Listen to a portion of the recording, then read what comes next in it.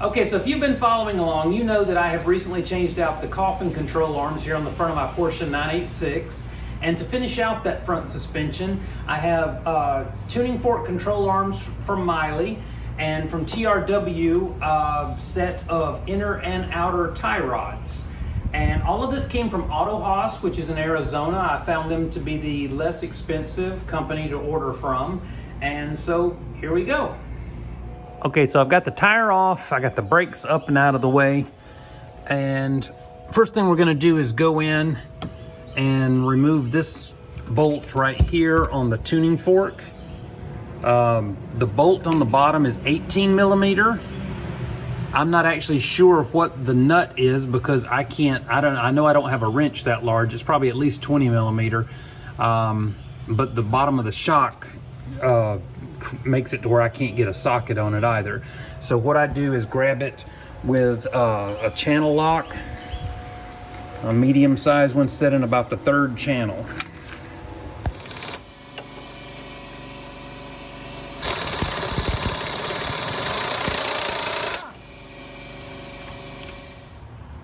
And just real quick, I don't know on this tuning fork control arm, this plastic shield, I don't know if you guys all know what that is. That's it directs air to the back side of the brake up here on the front of the car.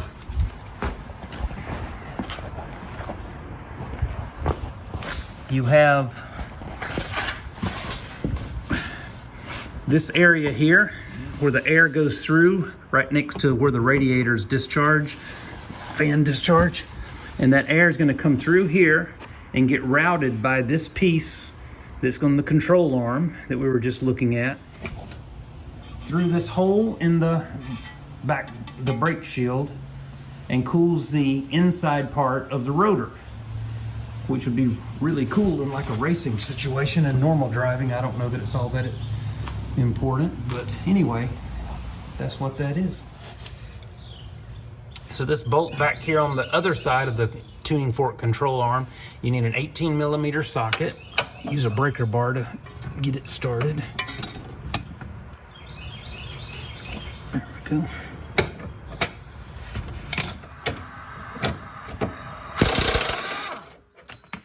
And voila. Okay, so I'm gonna pull that bolt out,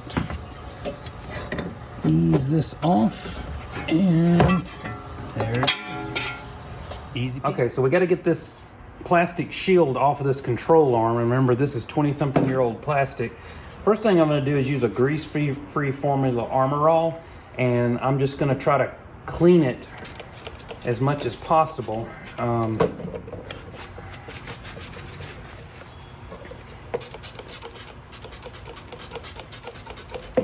think I'm almost out.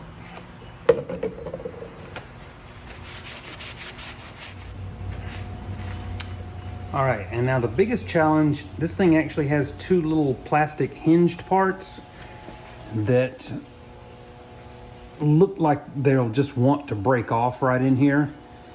So what I have done, I don't know if you guys have ever heard of this stuff, it's actually a gasket rejuvenator.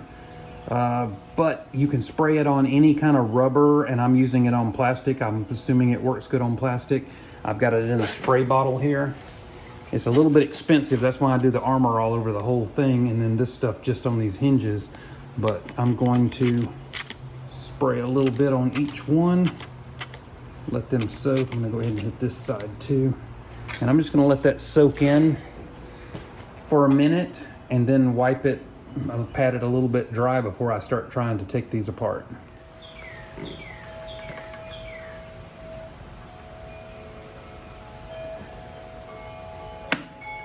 There's one. And 2. Pull those back.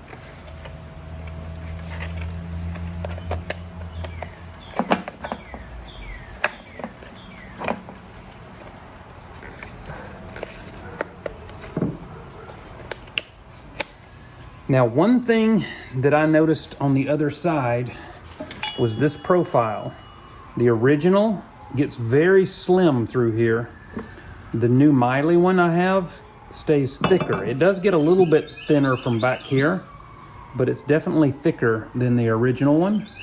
So what I have to do now, because the hole in this shield is wider here and gets narrower, I'm gonna have to go in with a razor knife and cut. I'm gonna leave these tabs, but I'm actually gonna cut down, over, and back and widen this a little bit. Otherwise, it's never gonna sit right. If you force it to go on here, it's gonna be all bent strange. Okay, so the ambulance is going by now. Let's see. So I'm just gonna cut in about that far. I hope you're seeing this.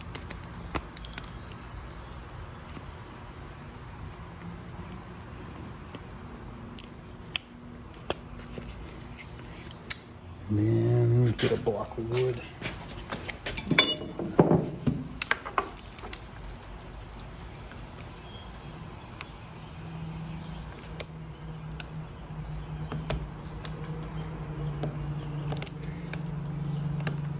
Use a fresh razor blade or X-Acto knife so that you're not having to muscle it through, and that way you shouldn't have any problems with slippage and cutting the tabs off, because those tabs do hold this thing in just the right position.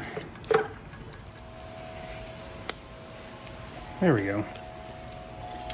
So it's definitely still wider up here, but hopefully that'll fit the profile of this guy. All right.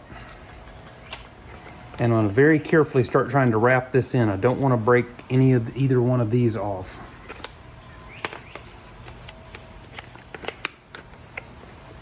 This bigger tab goes into this little channel right here in the control arm.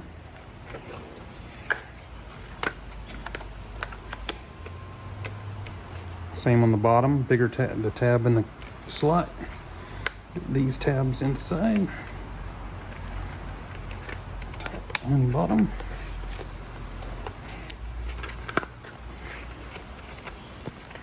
Okay. All right, I actually cut just a little bit too much, but not too bad. It looks like I did really good right through here. But yeah. I'm going to try to fasten this guy back in. There we go. And what I noticed on the passenger side when I did it, I could never get this to go, and it seems like it's going to be the same thing here. So because this only pushes air and it is pinched on here very tightly, I'm just going to be okay with having the one clip holding. I mean, this is holding it. It's just not completely secured, but it's not going anywhere, not at all. So next I'm going to take out this nut here from the ball joint on the steering linkage. You'll need an 18mm socket, and normally I would have sprayed PB Blaster on this and let it sit, but I actually just had this off about 2 weeks ago when I replaced the other control arm with the ball joint. So it shouldn't be that hard to get off. Yeah, that's pretty good.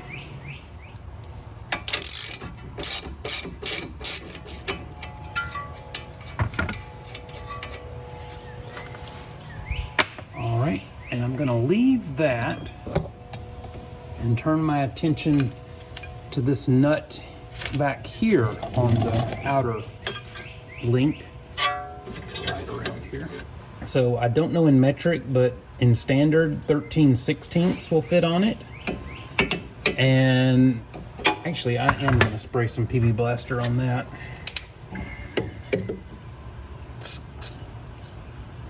Let that sit for just a minute. All right, so I PB Blastered it, let it sit for just a minute. Now I got my wrench up there, and I'm gonna tap it a few times with a hammer to get it loose. Oh, very nice.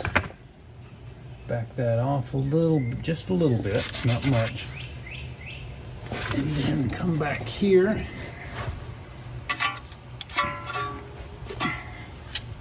Since I'm replacing these, I'm not too worried about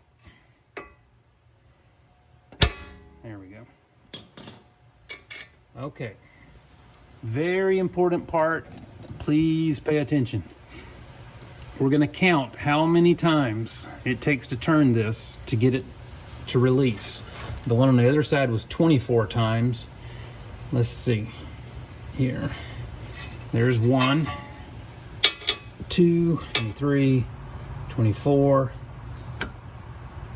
Ooh, okay. So somewhere very, very, very close to 25 is where, yeah, it'll actually catch the threads from a vertical position, just barely turning it. So what I'm gonna do, take my pencil,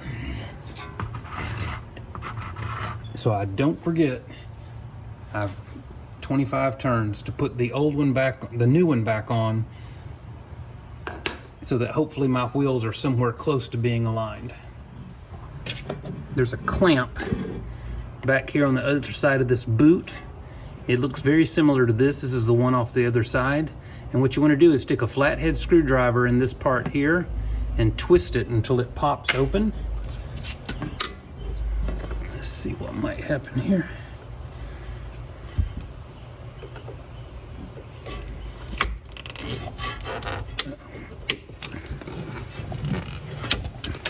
There it went. So you can see it hanging there.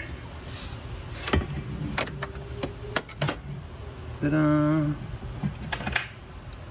Now we'll turn our attention to this clamp here. With me right now.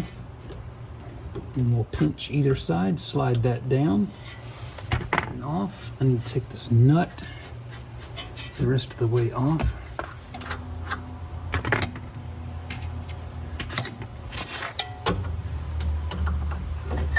All right, save this.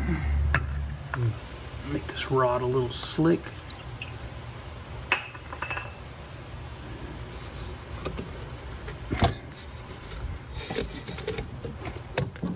There we go. And off. See, this is why we're changing the inner ones as well. I don't know if they've ever been changed on this car. I mean, it looks pretty good, but this is very loose. Okay, so next I borrowed a inner tie rod, a master inner tie rod tool set from one of the auto parts places. This is it. Here's the inner tie rod from the other side, and what you've got to do, if you recognize it from the last video shot, you've got to get this nut here. You need to find the right size part that'll slip over and hold. And while it's on there, you're going to slide this part up and over, lock this into place, use a breaker bar on this side to twist and pop this tie rod loose. The problem I've got, I used a micrometer at my work on the new tie rod. This nut part measures just shy of 32 millimeters. Well, I got this master tie rod set because I saw 32 millimeters on here. Turns out it's not 32 millimeters, it's 32.5 millimeters.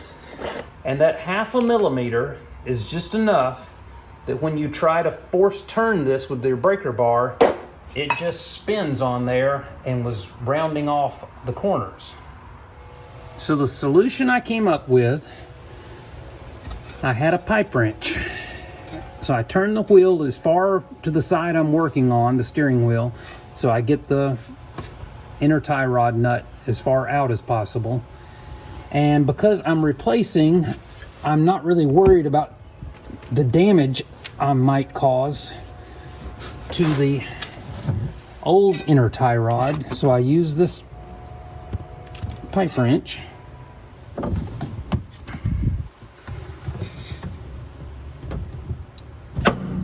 There.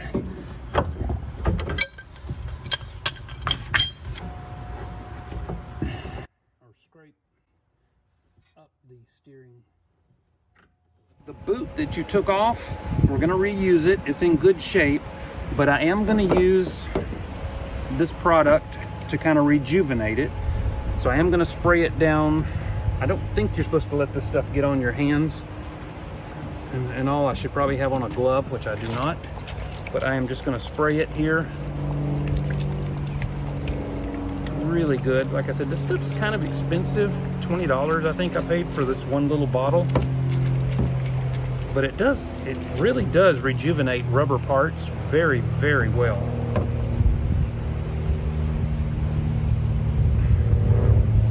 So I'm not going to worry a whole lot about the inside of this. It has been sealed off from air and everything. It's had a little bit of grease in there from the steering rack and the ball joint. Plus, I don't want to spray a bunch of stuff in there and have it attract dirt while I'm putting it back together. But I'm just going to let that sit and soak for about a minute or so, and then I'll wipe it all down. All right, on reassembly, I put a little bit of thread locker on the new inner tie rod. Line that down.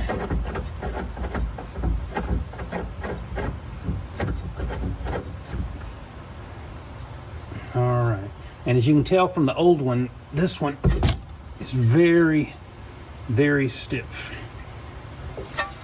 Okay, now where I used the pipe wrench on this old one, it did put a few little scratches in it, but other than that, no real damage. And since I can't seem to find the proper wrench, yes, once again, everybody's gonna get squeamish, but I'm gonna use the pipe wrench.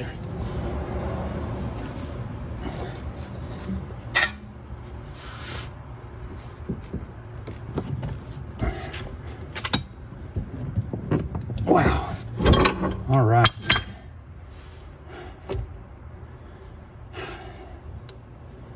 Let's see. All right. Now we have our rejuvenated boot here. And actually, before I do that, the manufacturer, TRW, included in this a little pack of grease, and it shows this is a silicone grease where the tip of this boot will go, which will be right in this area, putting a little bit of silicone grease. And then also where the ball joint, I don't know if y'all are seeing this, it's got a bad glare, where the ball joint goes into the wheel carrier, to put a tiny little bit of this silicone grease around there too.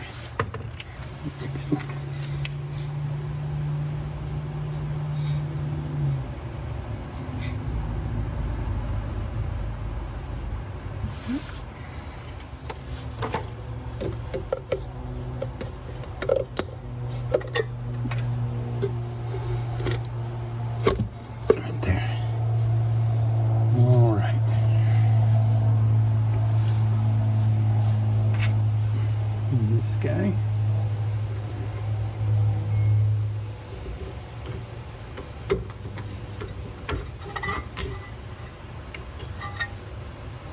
So now I've got to connect the back side of this boot up in there to the steering rack. So I'm going to go back up and turn the steering wheel and let this go back. It'll just make things easier.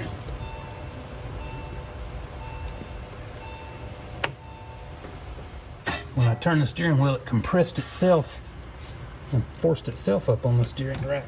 That's nice.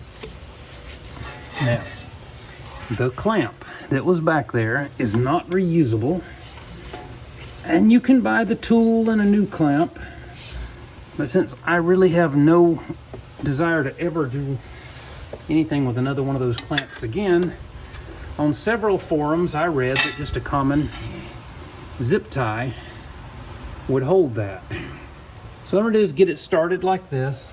Once I get it in there and get it snugged down, I'm gonna use my needle nose pliers and I'm gonna grab and I'm gonna twist it and pull it as tight as I can possibly do up in there, and then snip the end off with the cutter part of these needle nose.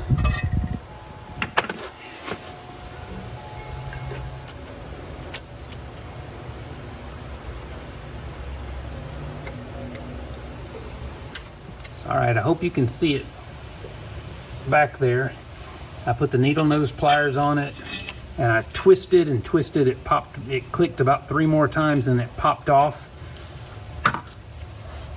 And I have pulled and pulled and it is not interested in coming off whatsoever. So I think we're gonna be okay. This clamp is good up here in the front. So I think it's time to put our nut back on. And actually we're gonna use a new nut that came with the kit.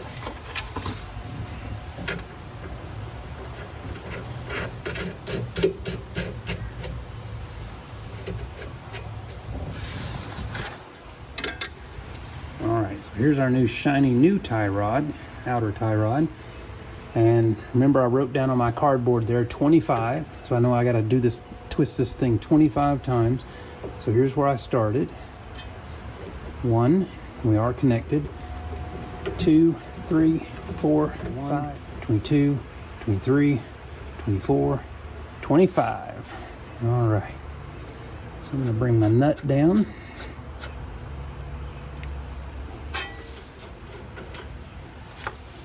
With that silicone grease they give me. Putting a little bit around the base of this boot right here. Or not the base, but the upper part of the boot. Because this ball joint goes up instead of down.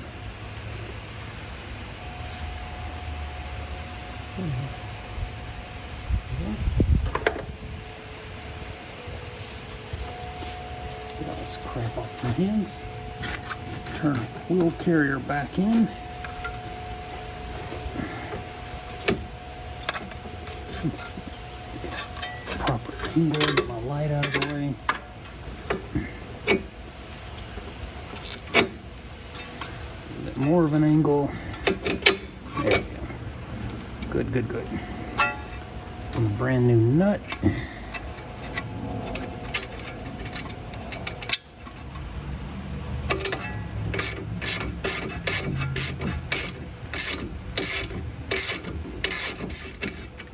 Uh-oh, I think it's turning. Yeah. Okay. Well, that'll hold that long enough for me to get this tightened down.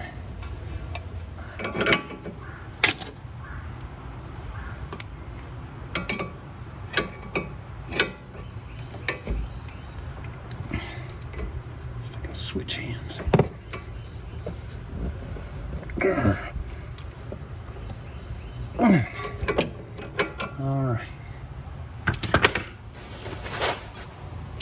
All right, so to keep this nut from the whole ball joint from turning, I guess because I put that silicone grease in there, I'm gonna have to use a 5mm Allen wrench in here and then turn with the wrench the 19mm bolt, which they don't give you a lot of room to do this. Let's see if I can hold it like this. You can see. Yeah, there we go. No. I have to get more leverage.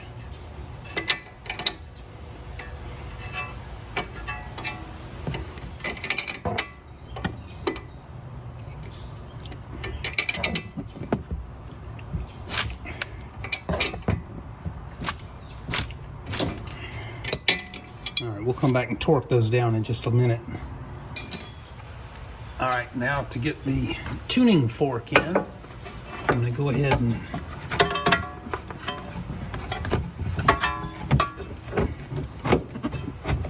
get that side up.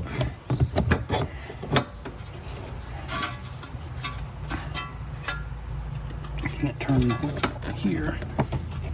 Just push it a little further. Weird angle. There we go. Control arm.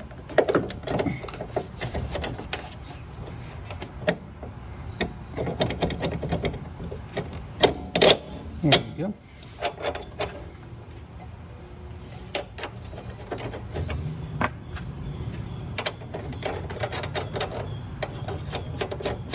Open that.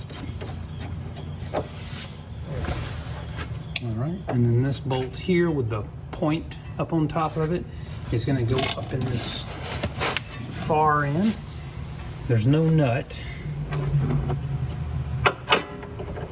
Oh, come on. There we go.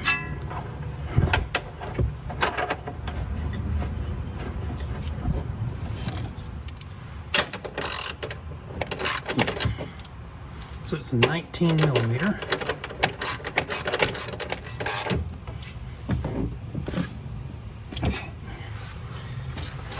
And then this guy here, the bolt underneath is 18 millimeter.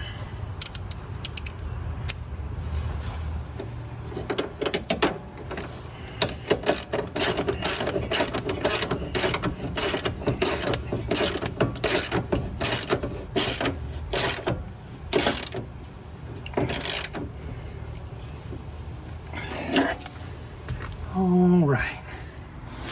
Okay, as far as the torque specs, I found someone's video and they had screen snapped this image from, I think, Renlist, and I screen snapped it from them, and I welcome any of you to screen snap it from me. This has been the most helpful list of torque settings that I've ever found. Okay, so this nut here is the tuning fork coming into the other control arm, the bolt from the bottom. The torque spec is 118 foot-pounds. So let's see, I may have to get the channel locks to hold that nut. Maybe not. 118 is a lot. But don't pull the car off the jack stands. There we go, one time. I'm gonna back it up a click and make sure with a second one. There we go. That torque is set. Now the other side up here of the tuning fork, that bolt is also 118.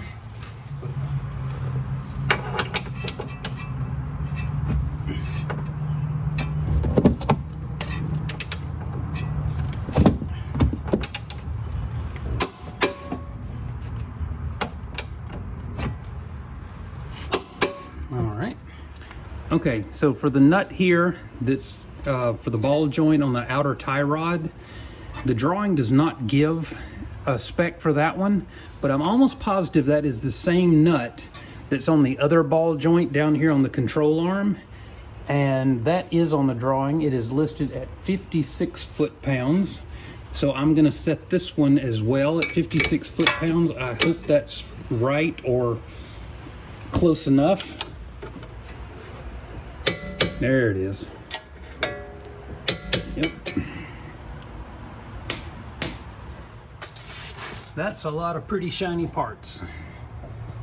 And I should be able to tell a big difference in the steering and just the feel of everything. And hopefully the shaky in the steering wheel is about to go away. It's not bad, but I would rather it not be there at all. Got my ram air back on, nice, cool the brakes. So I'm gonna put the brakes back on and the tire, button everything down, torque all the lugs and everything, and give a test drive.